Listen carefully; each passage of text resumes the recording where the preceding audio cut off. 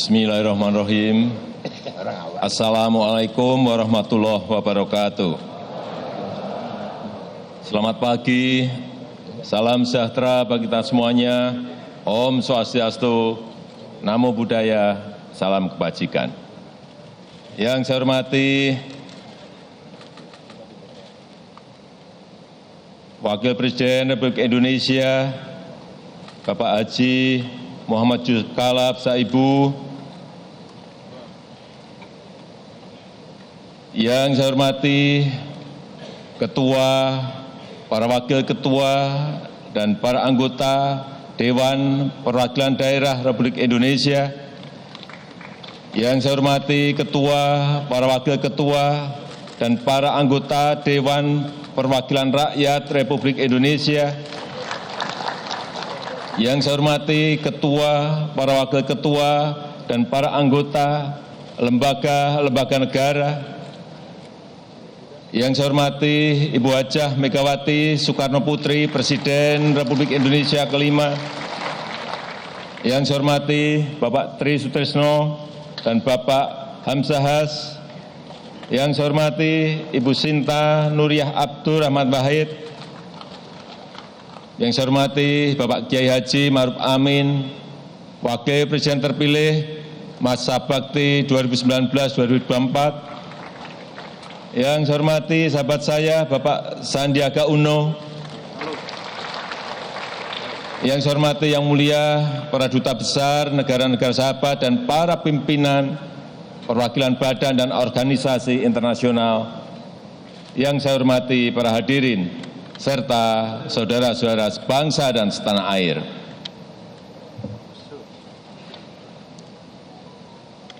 Tadi banyak yang menanyakan kepada saya, pakaian yang saya pakai ini dari daerah mana? Mas Nuge Tiang Matur, ini pakaian dari Sasak, Nusa Tenggara Barat.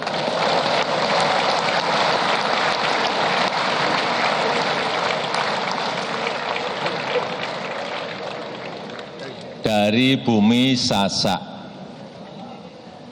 Berembe kabar, pelungguh de ramean.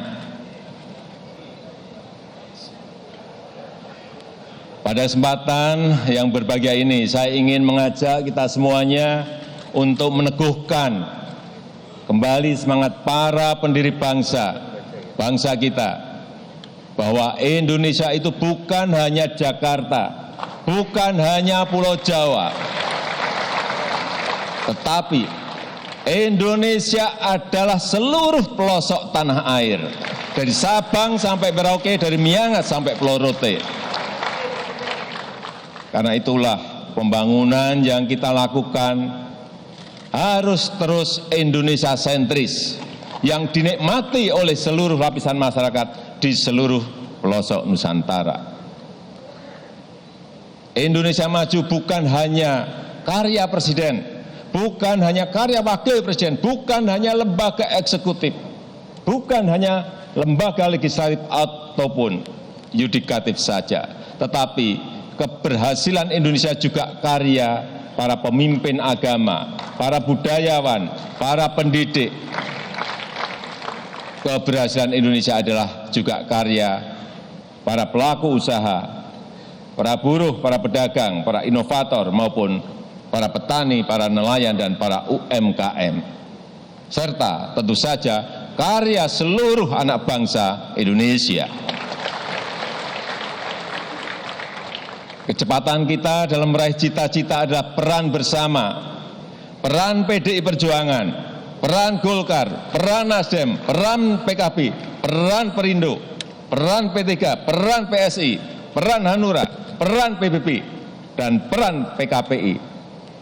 Dan jangan lupa juga peran Partai Gerindra, Partai PKS, Partai Demokrat, serta Partai PAN, Partai Berkarya, dan Partai Garuda.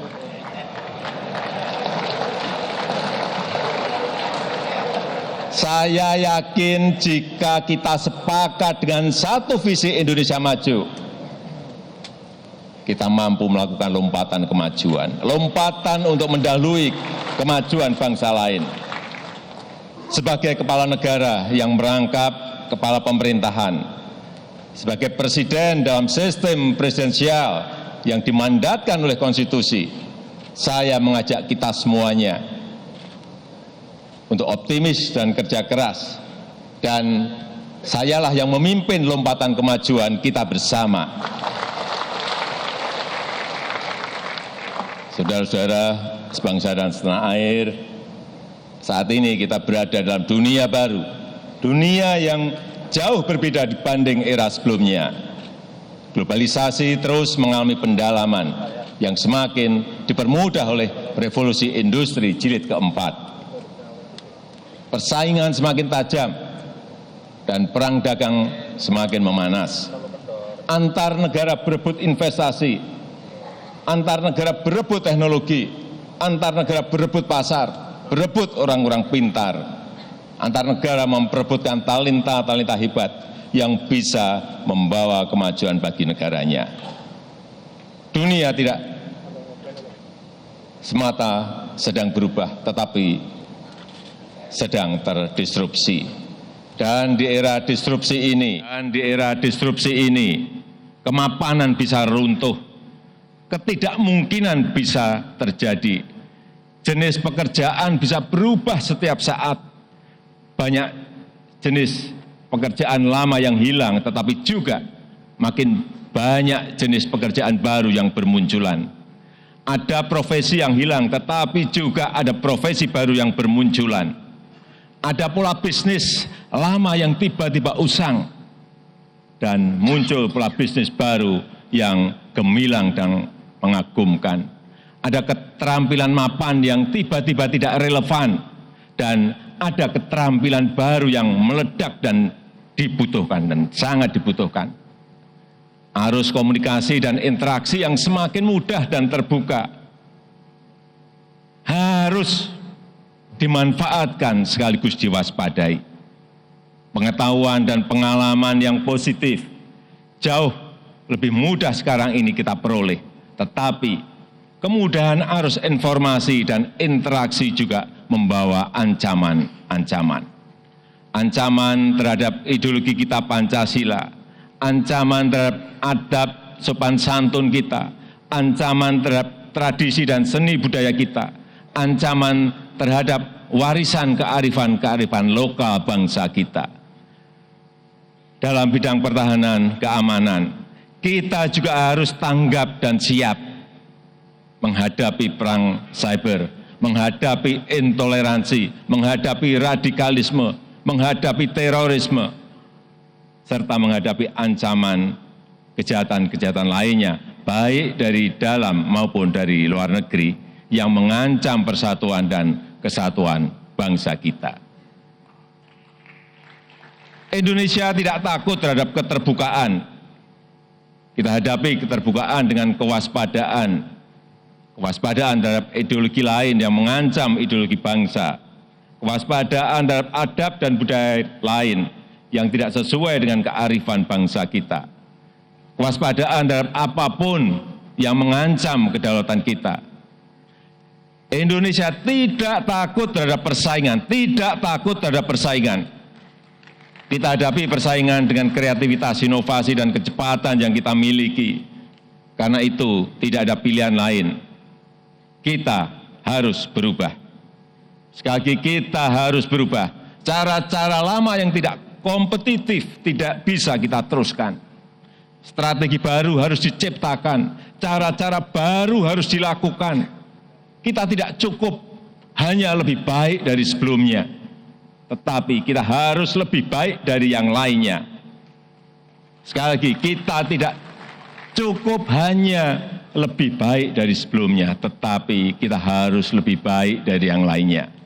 Dalam kompetisi global yang ketat, berebut pengaruh, berebut pasar, berebut investasi, kita harus lebih cepat dan lebih baik dibandingkan negara-negara lain. Kita harus lebih cepat dan lebih baik dibandingkan dengan negara-negara tetangga. Investasi harus membuka lapangan pekerjaan baru, harus menguntungkan bangsa kita. Langkah demi langkah tidak lagi cukup, lompatan demi lompatan kita butuhkan. Lambat asal selamat tidak lagi relevan. Yang kita butuhkan adalah cepat dan selamat. Dalam situasi dunia yang penuh persaingan, misi untuk ikut membangun tatanan dunia yang lebih baik tidak boleh kita abaikan. Kontribusi pada perdamaian dunia harus kita lanjutkan. Kontribusi pada kesejahteraan dunia harus kita tingkatkan. Inisiatif kolaborasi dan kerjasama pembangunan dunia harus kita kembangkan. Kemanusiaan harus tetap menjadi roh politik luar negeri Indonesia yang bebas aktif. Dunia yang kita huni bersama tidak selamanya mulus dan stabil. Tidak selamanya, tidak semuanya selalu pasti. Dan tidak selalu terduga sebelumnya. Kita sedang menghadapi dinamika ekonomi global yang terus bergejolak dan menghadapi perubahan geopolitik. Krisis ekonomi melanda beberapa belahan dunia. Krisis iklim mengancam dunia. Kerusakan lingkungan menjadi ancaman kita bersama. Ring of fire yang melingkari wilayah Indonesia bisa menghadirkan bencana tanpa kita duga sebelumnya.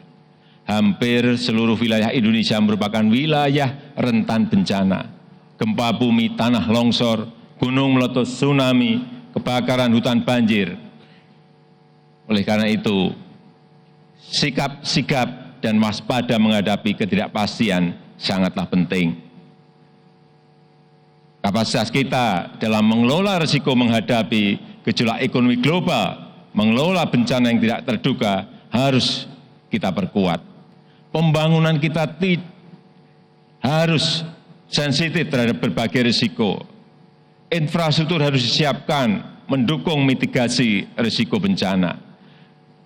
Masyarakat juga harus waspada dan sadar risiko. Saudara-saudara sebangsa dan setanah air yang saya banggakan, kita butuh ilmu pengetahuan dan teknologi yang membuat kita bisa melompat dan mendahului bangsa lain. Kita butuh terobosan-terobosan, jalan pintas yang cerdik, yang mudah, yang cepat.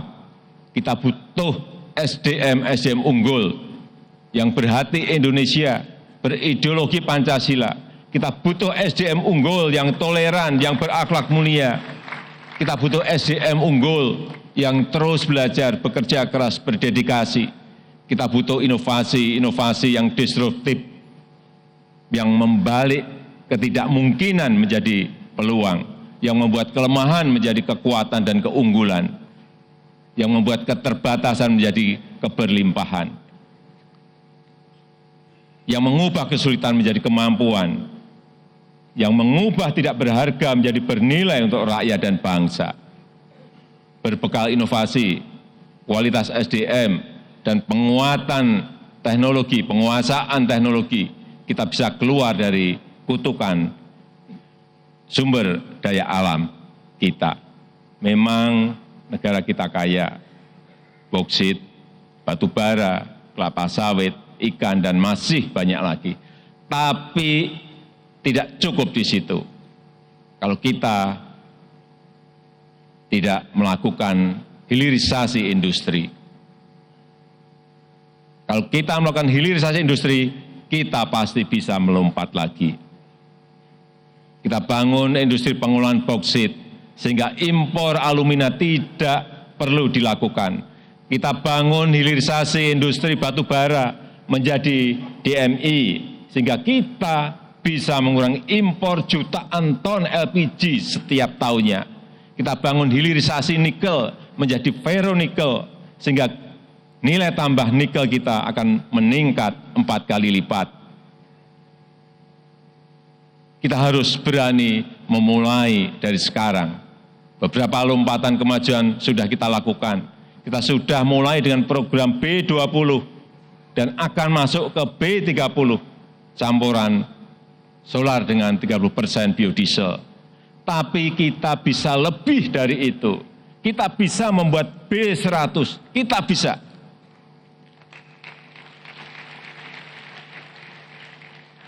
Kita juga sudah memproduksi sendiri aftur Sehingga sekarang ini kita tidak impor aftur lagi.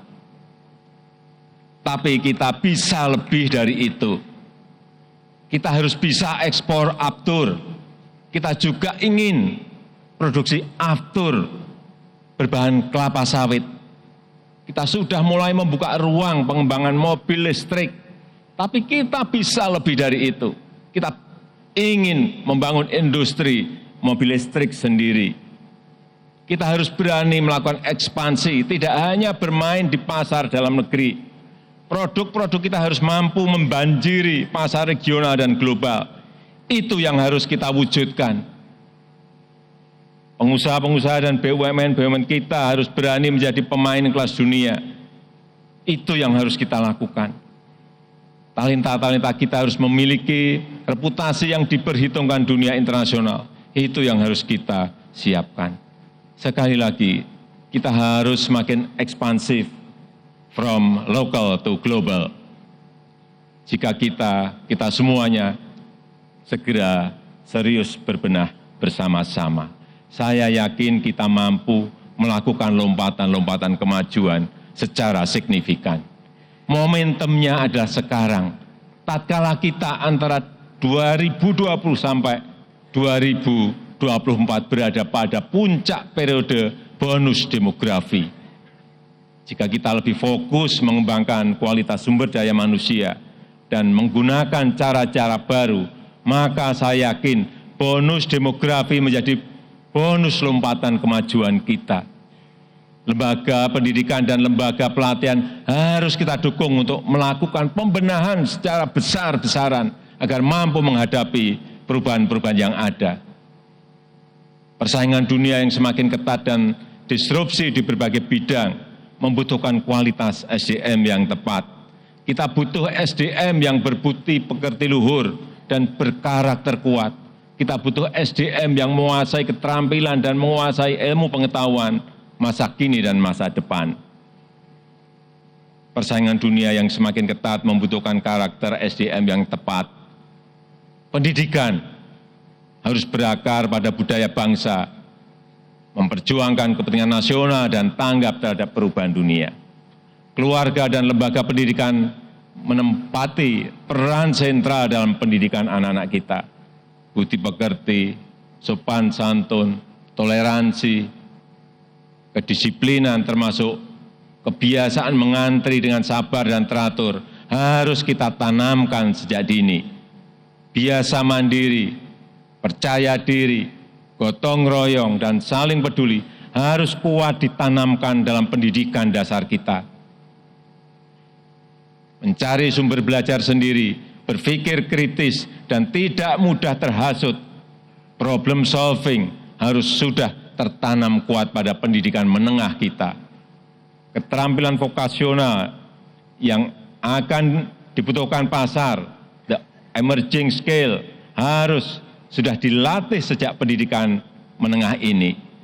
Untuk tingkat pendidikan tinggi kita harus berani mencanangkan target tinggi, bahwa SDM lulusan pendidikan tinggi kita harus kompetitif di tingkat regional dan di tingkat global. Pertama, SDM harus kompetitif dalam karakter, yaitu pekerja keras, jujur, kolaboratif, solutif, dan entrepreneurship. Kedua, SDM kita harus kompetitif dalam penguasaan ilmu pengetahuan dan keterampilan yang menguasai the emerging skills, yang mampu mengisi the emerging job dan inovatif membangun the emerging business. Namun, untuk mencetak SDM yang pintar dan berbudi pekerti luhur harus didahului oleh SDM sehat dan kuat. Oleh sebab itu, turunkan stunting sehingga anak-anak kita bisa tumbuh menjadi generasi yang premium. Perluas akses kesehatan dengan pemanfaatan teknologi dan pembangunan infrastruktur dasar ke seluruh pelosok tanah air. Tingkatkan kualitas kesehatan dengan pengembangan inovasi dan budaya hidup sehat. Hadirin yang berbahagia, saya sangat menyadari bahwa strategi tersebut membutuhkan ekosistem politik, membutuhkan ekosistem hukum, membutuhkan ekosistem sosial yang kondusif. Kita butuh untuk terus melakukan deregulasi, penyederhanaan, dan konsistensi regulasi. Kita harus melakukan debirokratisasi, penyederhanaan kerja, penyederhanaan proses yang berorientasi pada pelayanan. Kita harus terus mencegah korupsi tanpa mengganggu keberanian berinovasi. Kita harus memanfaatkan teknologi yang membuat yang sulit menjadi mudah dan yang rumit menjadi sederhana. Reformasi perundang-undangan harus kita lakukan secara besar-besaran. Saya mengajak kita semuanya, pemerintah, DPR, DPD, MPR, juga Pemda dan DPRD untuk melakukan langkah-langkah baru. Kita tidak boleh terjebak pada regulasi yang kaku, yang formalitas, yang ruwet, yang rumit, yang basa-basi, yang justru menyibukkan dan meruwetkan masyarakat dan pelaku-pelaku usaha. Ini yang harus kita hentikan. Ini yang harus kita hentikan. Kita tidak bisa membiarkan regulasi yang menjebak kita, yang menakut-nakuti kita, yang justru menghambat inovasi. Ini yang harus dibongkar sampai ke akar-akarnya. Regulasi yang tidak sesuai dengan perkembangan zaman harus dihapus. Sekali lagi harus dihapus. Regulasi yang tumpang tindih, yang tidak konsisten antara satu dengan yang lain harus diselaraskan, harus disederhanakan, harus dipangkas. Namun demikian, kita juga harus tanggap terhadap tantangan baru yang belum diatur dalam peraturan perundang-undangan. Pemanfaatan teknologi yang merusak keadaban bangsa, yang membahayakan persatuan dan kesatuan, yang membahayakan demokrasi, harus kita atur secara terukur. Kita harus siaga menghadapi ancaman kejahatan cyber, termasuk kejahatan penyalahgunaan data. Karena data adalah jenis kekayaan baru bangsa kita. Kini data lebih berharga dari minyak. Karena itu kedaulatan data harus diwujudkan. Hak warga negara atas data pribadi harus dilindungi. Regulasinya harus segera disiapkan. Tidak boleh ada kompromi. Sekali lagi, inti dari regulasi adalah melindungi kepentingan rakyat serta melindungi kepentingan bangsa dan negara. Regulasi harus mempermudah rakyat mencapai cita-citanya. Regulasi harus memberikan rasa aman dan regulasi harus mempermudah semua orang untuk berbuat baik, mendorong semua pihak untuk berinovasi menuju Indonesia maju dan sejahtera. Oleh karena itu, ukuran kinerja para pembuat peraturan perundang-undangan harus diubah. Bukan diukur dari seberapa banyak undang-undang, PP, permen, ataupun perda yang dibuat, tetapi sejauh mana kepentingan rakyat, kepentingan negara, kepentingan bangsa itu bisa dilindungi. Saya mengingatkan jajaran eksekutif agar efisien, agar lebih efisien. Untuk apa? Studi banding jauh-jauh sampai ke luar negeri. Padahal informasi yang kita butuhkan bisa diperoleh dari smartphone kita. Mau ke Amerika, di sini komplit ada semuanya. Mau ke Rusia, di sini juga ada semuanya. Mau ke Jerman, di sini juga ada semuanya. Dan saya kira ini juga relevan untuk Bapak Ibu anggota Dewan.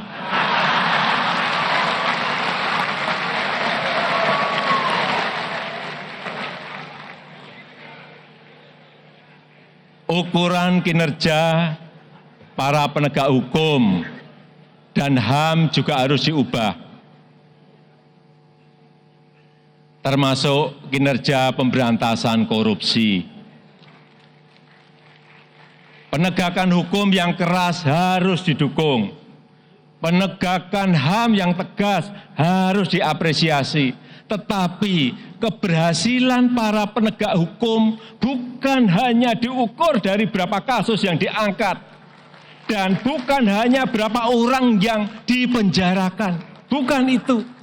Tetapi harus juga diukur dari berapa potensi pelanggaran hukum dan pelanggaran HAM yang bisa dicegah. Berapa potensi kerugian negara yang bisa diselamatkan. Ini perlu kita garis bawahi. Oleh sebab itu, manajemen, tata kelola, serta sistemlah yang harus kita bangun. Sekali lagi, manajemen, tata kelola, serta sistemlah yang harus kita bangun. Demikian pula ukuran kinerja aparat pengawasan dan birokrasi pelaksana. Tata kelola pemerintahan yang baik bukan diukur dari prosedur yang panjang dan prosedur yang ketat. Tetapi tata kelola pemerintahan yang baik tercermin dari prosedur yang cepat dan sederhana yang membuat ruang-ruang terobosan dan mendorong lompatan-lompatan kemajuan. Orientasi kerja pemerintahan, orientasi kerja birokrasi pelaksana, orientasi kerja birokrasi pengawas haruslah orientasi pada hasil, bukan pada prosedur. Sekali lagi, harus berorientasi pada hasil. Realisasi anggaran bukan diukur dari seberapa banyak anggaran yang telah dibelanjakan, bukan. Tetapi diukur dari seberapa baik pelayanan kepada masyarakat, seberapa banyak kemudian diberikan kepada masyarakat. Kemudian ukuran akuntabilitas pemerintahan, jangan dilihat dari seberapa banyak formulir yang harus diisi dan dilaporkan. Tetapi seberapa baik produk yang telah dihasilkan. Orientasinya mestinya harus ke sana. Anggaran negara harus sepenuhnya didedikasikan untuk rakyat. Pemanfaatan teknologi terbaru telah terbuka peluang untuk mempermudah hal-hal yang dulu sulit, untuk mempermurah yang dulu mahal, dan mempercepat hal-hal yang dulu lamban dan lama.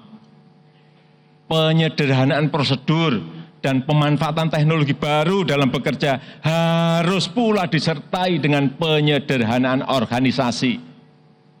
Organisasi yang tumpang tindih fungsinya harus digabung.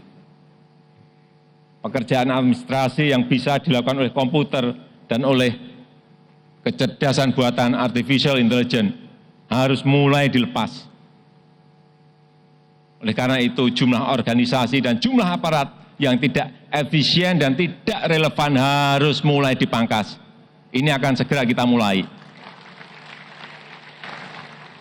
Dan tentu saja peningkatan kualitas dan kultur aparat, mulai dari aparat negara, birokrat, TNI, Polri, dan pejabat-pejabat BUMN juga harus segera berubah.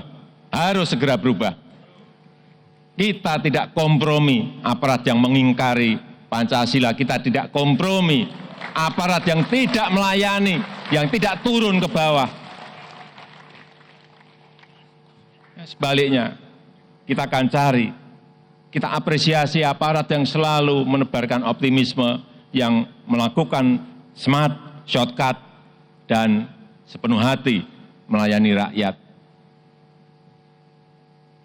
Saudara-saudara sebangsa dan setanah air yang saya banggakan, pada kesempatan yang bersejarah ini, dengan memohon ridho Allah Subhanahu wa Ta'ala, dengan meminta izin dan dukungan dari Bapak Ibu, anggota Dewan yang terhormat, para sesepuh dan para tokoh bangsa, terutama dari seluruh rakyat Indonesia, dengan ini saya mohon izin untuk memindahkan ibu kota negara kita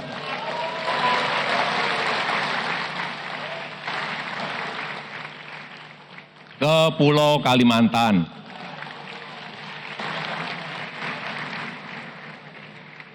Ibu kota yang bukan hanya simbol identitas bangsa, tetapi juga representasi kemajuan bangsa. Ini demi terwujudnya pemerataan dan keadilan ekonomi. Ini demi visi Indonesia maju. Indonesia yang hidup selama-lamanya. Dirgahayu Republik Indonesia, Dirgahayu Negeri Pancasila. Terima kasih. Merdeka! Assalamualaikum warahmatullahi wabarakatuh. Om Santi Santi Santi Om. Namo Buddhaya.